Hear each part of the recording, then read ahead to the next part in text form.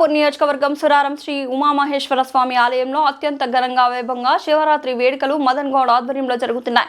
ఈ ఉమామహేశ్వరుడు కోరిన కోరికలు తీరుస్తాడని భక్తుల నమ్మకం. సురారం సిఐ సుధీర్ కృష్ణ ఈ మేరకు మాట్లాడుతూ భక్తులకు ఎటువంటి ఇబ్బందులు కలగకుండా బందోబస్తు ఏర్పాటు చేశారు. స్వామిని దర్శించుకున్న పలు రాజకీయ నాయకులు, కార్పొరేటర్లు, సురారం డివిజన్ మంత్రి సత్యనారాయణ, సుభాష్ నగర్ డివిజన్ సురేష్ రెడ్డి స్వామివారిని దర్శించుకున్నారు. ఈ మేరకు వారు మాట్లాడుతూ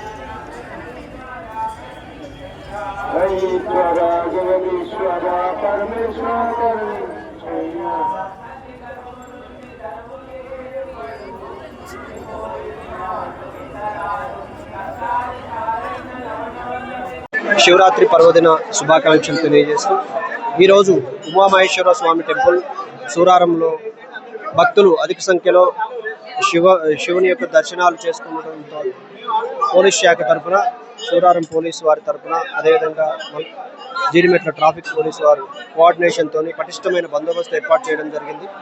ఎటువంటి ట్రాఫిక్ జామ్ కాకుండా, అదేవిధంగా భక్తులకు ఎటువంటి అసౌకర్యం కలగకుండా బందోబస్తు ఏర్పాటు చేసి భక్తులు సురక్షితంగా దర్శనాలు చేసుకొని వెళ్ళేలాగా మేమంతా ఇక్కడుండి మా వంతు కృషి చేయడం జరుగుతుంది.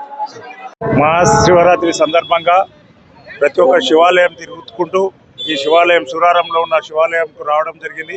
ముందుగా భక్తులకు మహాశివరాత్రి శుభాకాంక్షలు తెలియజేసుకుంటూ ఆ శివుడు ఆయు ఆరోగ్యాలు ఇవ్వాలని ఇక్కడికి వచ్చిన భక్తులందరికీ కూడా అందరూ ఒక క్రమసంఖ్యలో వచ్చేసి దేవుణ్ణి దర్శనం చేసుకొని వాళ్ళు దైవ దీవెనలు పొందాలని కోరుకుంటూ సూరారం డివిజన్లో ఉన్న భక్తులకు, కాన్స్టిట్యున్సీలో ఉన్న భక్తులకు, తెలంగాణ ప్రజలందరికీ మహాశివరాత్రి శుభాకాంక్షలు తెలియజేసుకుంటూ సెలవు తీసుకుంటున్నాను. Thank you.